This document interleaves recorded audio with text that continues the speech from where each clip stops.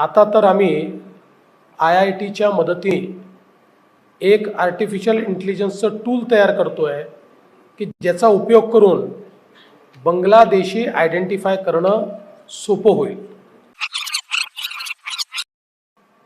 मी तुम्हाला सांगतो, गेल्या एका वर्षामध्ये हायेस्ट नंबर बांगलादेशी या मुंबईत शोधून काढले आहेत, ते डिपोर्ट केलेले आहेत आणि आता हे सुरूच राहणार आहे।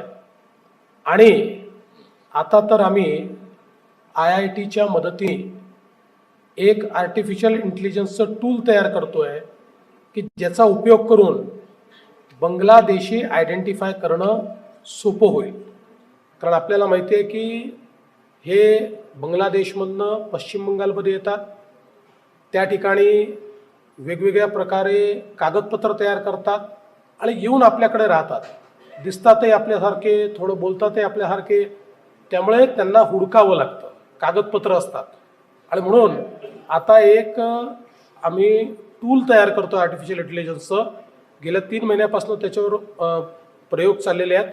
आत्तापर्यंत 60% रिलायबिलिटीवर ते पोहोचलं आहे, पण पुढच्या 5 ते 6 महिन्यामध्ये 100% रिलायबिलिटीवर पोहोचेल आणि त्यातनं मग बांगलादेशी शोधून काढणं हे अत्यंत सोपं जाईल। 100% मुंबईतले बांगलादेशी आणि रोहिंगे शोधून काढून त्यांना डिपोर्ट करण्याचं काम आम्ही करणार आहोत।